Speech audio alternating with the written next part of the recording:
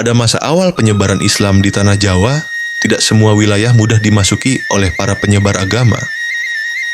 Beberapa daerah memiliki kekuatan budaya dan keyakinan lokal yang sangat kuat, hingga menjadikan wilayah itu seperti tertutup bagi ajaran baru, termasuk Islam. Dalam kondisi seperti itu, sebagian wali memilih pendekatan halus, dengan menyesuaikan diri dan menyusup masuk dalam kehidupan masyarakat sebagai orang biasa. Salah satunya adalah kisah tentang seorang wali yang dikenal dengan nama Sunan Geseng. Sunan Geseng diyakini sebagai salah satu murid dari Sunan Kalijaga, tokoh besar Wali Songgo yang dikenal karena metode dakwahnya yang akulturatif dan penuh kebijaksanaan. Nama Geseng sendiri berasal dari kata dalam bahasa Jawa yang berarti gosong atau terbakar. Ia dijuluki demikian karena dikisahkan pernah bersemedi dalam waktu sangat lama di bawah sinar matahari tanpa beranjak sedikit pun hingga kulitnya menjadi gosong. Keteguhan itu menjadi simbol pengabdian dan kesetiaan spiritualnya terhadap sang guru dan terhadap misi dakwah Islam. Setelah melalui masa berguru, Sunan Geseng diberi tugas untuk berdakwah ke daerah pedalaman di lereng Gunung Merbabu dan Merapi. Wilayah ini saat itu belum tersentuh Islam dan dikenal kuat mempertahankan tradisi kejawen, animisme, dan berbagai bentuk keyakinan warisan leluhur. Menyadari bahwa pendekatan terbuka tidak akan berhasil, Sunan Geseng memilih strategi yang lebih halus dan diam-diam. Ia datang bukan sebagai ulama, bukan sebagai mubalik, tapi sebagai seorang pekerja kasar tukang batu. Dengan menyamar sebagai tukang batu, ia hidup seperti masyarakat pada umumnya. Ia membantu membangun rumah, memperbaiki saluran air, dan bekerja sebagai buruh di berbagai proyek masyarakat desa.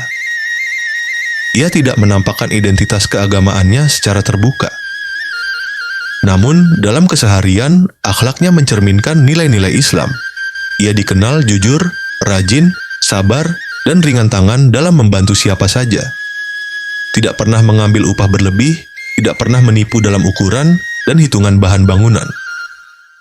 Melalui interaksi sehari-hari, masyarakat mulai mengenalnya lebih dalam. Mereka merasa heran dengan sikap hidupnya yang begitu lurus dan santun.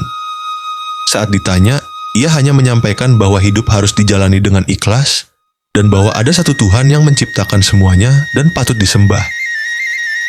Tidak dengan paksaan, tidak dengan doktrin, tapi melalui keteladanan dan pembicaraan kecil yang penuh makna.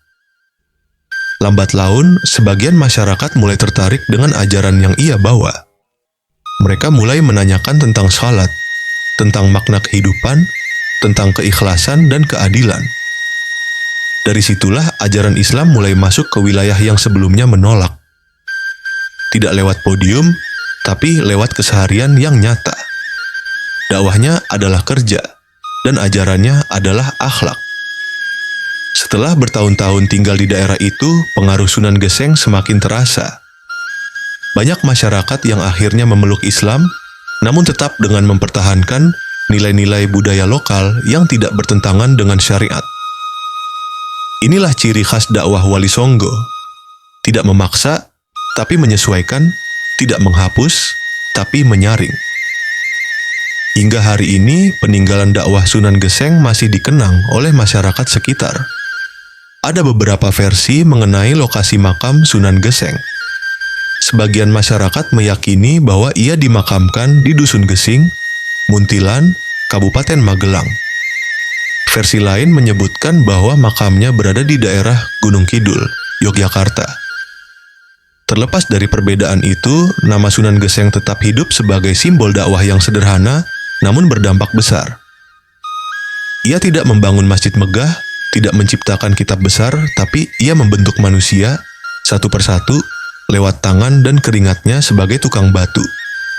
Kisah Sunan Geseng adalah pengingat bahwa jalan dakwah tak selalu lewat panggung dan sorotan. Ada kalanya, jalan itu berbatu, penuh debu, dan disusuri dalam diam.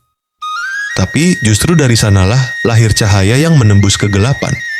Karena sesungguhnya, dakwah yang paling dalam bukan yang terdengar paling keras, tapi yang paling konsisten dan tulus dalam kehidupan sehari-hari.